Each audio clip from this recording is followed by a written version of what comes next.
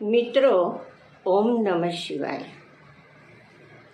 શ્રી યોગ વશિષ્ઠ મહારામાયણમાં આજે આપણે આગળ જઈએ. એમાં વશિષ્ઠ ઋષિ રામને એમ કહે છે કે જે લક્ષ્મીજી છે એ લક્ષ્મીજી જરૂર તો છે, પણ એનાથી અનેક અનર્થો ઉત્પન્ન થાય છે. જો જરૂર કરતાં વધારે પ્રાપ્ત થાય અને વધારે પ્રાપ્ત કરવાની અનેક જાતની ઈચ્છાઓ ઉત્પન્ન થાય, એને લીધે અનેક જાતના ભોગ ભોગવવાની ઈચ્છા થાય. આને લીધે મનુષ્યની અંદર અનેક દુર્ગુણો ઉત્પન્ન થાય છે. એટલે આપણે ક્યારે પણ વિચાર્યું નથી મિત્રો કે લક્ષ્મીજી ખૂબ જરૂરી છે, કારણ કે એમના વિના વ્યવહાર તો થતો જ નથી. પણ કેટલી અને ક્યાં સુધીની જરૂર છે, અને જે પણ કંઈ આપણે પ્રાપ્ત કરીએ છીએ, જે પણ કંઈ આપણે ભોગ ભોગવીએ છીએ, એ બધાની ખરેખર જરૂર છે, આવો આપણે ક્યારે પણ વિચાર કર્યો નથી. એટલે એના અનુસંધાનમાં વશિષ્ઠ ઋષિ શ્રી રામને એમ કહે છે, જે પણ કંઈ કહે છે એ હું પહેલાં આપની સમક્ષ બોલું છું, અને પછી આગળના એપિસોડમાં આપણે એના વિશે સમજીશું. એમ કહે છે કે હે રામ, આ સંસારમાં જેની સ્થિતિને સર્વથી ઉત્કૃષ્ટ કલ્પવામાં આવી છે, તે લક્ષ્મી પણ વાસ્તવિક રીતે મોહ ઉત્પન્ન કરનારી છે, કારણ કે તેનાથી અનેક અનર્થો ઉત્પન્ન થાય છે. જેમ વર્ષા ઋતુમાં નદી બહુ ઉછળતા મલિન અને જળ કરી નાખે એવા અનેક મોટા તરંગોને ધારણ કરે છે, તેમ લક્ષ્મી પણ બહુ જ ઉછળતા મલિન અને જળ કરી નાખે એવા રાગ દ્વેષ આદિ અનેક મોટા તરંગોને ધારણ કરે છે. આ લક્ષ્મીને ચિંતાઓ રૂપી ઘણી દીકરીઓ ઉત્પન્ન થાય છે, અને તે નદીઓની લહેરોની જેમ બહુ જ આડા અવળા વલણોવાળી અને ચંચળ હોય છે.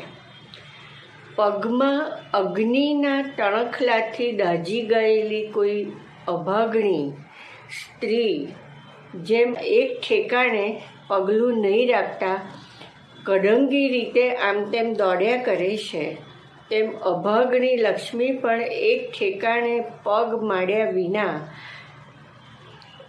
કડંગી રીતે ચારે બાજુ દોડ્યા કરે છે. દીવાની શિખાની જેમ લક્ષ્મી પોતાના એક ભાગને સ્પર્શ થવાથી પણ ભારે બળતરા ઉત્પન્ન કરે છે, અને પોતાની અંદર વિનાશરૂપ કાજલને જ ધરી રહે છે. રાજાની પ્રકૃતિની જેમ તે મૂળ અને કષ્ટ પ્રાપ્ય છે. ગુણ અવગુણોનો વિચાર કર્યા વિના તે પાસે રહેનારા કોઈ પણ ઉપર ચડી જાય છે. જેમ દૂધ પાવાથી અનેક સર્પોના વેગોનો વિસ્તાર થાય છે, એવા પાપ કર્મો કરવાથી જ લક્ષ્મી વધે છે. જ્યાં સુધી વાયુએ ટાઢને કઠિન ન કરી હોય, ત્યાં સુધી જ તે ટાઢ શીતળ અને કોમળ સ્પર્શવાળી લાગે છે. તે જ પ્રમાણે જ્યાં સુધી લક્ષ્મીએ મનુષ્યને કઠિન ન કર્યો હોય, ત્યાં સુધી તે શાંત હોય છે. સ્વજન તથા પરજનને ટાઢો તથા કૂણો લાગે છે. જેમ ધૂળની મુઠ્ઠી ગમે તેવા ઉત્તમ મણિઓને પણ અશુદ્ધ કરી નાખે છે, તેમ લક્ષ્મી વિચક્ષણ, શૂર, કૃતજ્ઞ, ઉદાર અને કોમળ માણસોને પણ મલિન અને કઠિન કરી નાખે છે. એટલું જ નહીં, પણ આગળ કહે છે કે હે ભગવાન, ઝેરી લતાની જેમ લક્ષ્મી સુખ માટે નહીં પણ દુઃખ માટે જ વૃદ્ધિ પામે છે. રક્ષણ કરવાથી તે અંતે વિનાશ જ લાવે છે. આ લક્ષ્મી અનેક દુઃખરૂપી સર્પોની કામનાઓનો નાશ કરનારી તે રાત્રિ રૂપ છે. એટલું જ નહીં, તે ભ્રાંતિના ગંધર્વ નગર રૂપ છે, ખેદરૂપી ઝેરને વધારનારી છે, વિકલ્પરૂપી ધાન્યોના ખેતર રૂપ છે અને ખેદ સહિત ભયને ઉત્પન્ન કરનારી સર્પિણી રૂપ છે. તે વૈરાગ્યરૂપી લતાઓને માટે હિમરૂપ છે. રાગ દ્વેષ આદિ ઘુવડોની તે રાત્રિ રૂપ છે. વિવેકરૂપી ચંદ્રને તે રાહુની દાઢ રૂપ છે અને સૌજન્યરૂપી કમલની તે ચાંદની રૂપ છે. તે નીચ કુળના લોકો પાસે ભરાઈ રહેનારી છે અને ઉનાળાના ઝાંઝવાના પાણી કરતાં પણ અધિક ઠગનારી છે. પાણીની લહેરોની જેમ તે કોઈ સ્થળમાં ક્ષણ માત્ર પણ એક રૂપે રહેતી નથી. દીવાની જ્યોતની જેમ તે ચંચળ છે અને અચાનક દુર્દશામાં નાખનારી છે. પરાયા ધનોને લઈ લેવાની ઈચ્છાવાળી અને ગુણ રૂપે નીચ ચિંતાઓને છુપાવી રહેલી એ અભાગણી લક્ષ્મીથી હું દુઃખ વિના બીજું કંઈ પણ ફળ જોતો નથી. કોઈ આડમાં ઉત્પન્ન થયેલી અને અનેક સર્પોના શરીરથી વીંટાયેલી ફૂલવેલની જેમ એ લક્ષ્મી ઉપરથી મનોહર હોવાને લીધે ચિત્તની વૃત્તિને તે આકર્ષે છે. સાહસથી મળે તેવી છે, છતાં પણ તે ક્ષણભંગુર છે. તો આ જે કહેવામાં આવ્યું છે લક્ષ્મીજી માટે, એના આપણે થોડાક લીધા.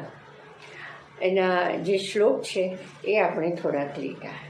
હવે આ જે કહેવામાં આવ્યું એ જો આપણે બહુ જ શાંતિથી વાંચીએ અને એનું ચિંતન કરીએ તો એ કંઈક આપણને ખ્યાલમાં આવે. પણ એવો સમય તો આપણી પાસે બહુ હોતો નથી, કારણ કે સમગ્ર જગત હંમેશા પૈસા પાછળ છે. 3 એષણાઓ રહેલી છે દરેકમાં: લોકેષણા નામના મેળવવાની, વિત્તેષણા પૈસાની અને પુત્રેષણા પુત્ર માટેની. આ 3માંથી 3 કહીએ તો દરેકમાં વધતા ઓછા પ્રમાણમાં હોય છે ને હોય છે જ. કોઈક જ એવી વ્યક્તિ હોય કે જેની ઉપર ઈશ્વરની અનહદ કૃપા હોય અને એના કર્મો જો ઉત્તમ હોય તો આ 3માંથી એકે પણ હોય નહીં અને કેવળ તેનામાં બ્રહ્મ વાસના જ હોય. આ કરોડમાંથી 1-2 જણ જ આપણને જોવા મળે છે કે એ કેવળ ઈશ્વર માટે જ છે, ઈશ્વરની માટે જ જીવી રહેલ છે અને ઈશ્વરને અનુભવવા માટે જ એની પળે પડશે. એનામાં કોઈ આ વિત્તેષણા, લોકેષણા કે પુત્રેષણાની એનામાં કોઈ જાતની ઈચ્છા હોતી નથી. તો આ જે આપણે શ્લોક જોયા મિત્રો, એના અમુક શ્લોક હું ચોક્કસ આપણે સમજવાનો પ્રયત્ન કરીશું અને પછી આપણે આગળ જઈશું. તો અહીં સુધી હું રાખું છું. ઓમ નમઃ શિવાય.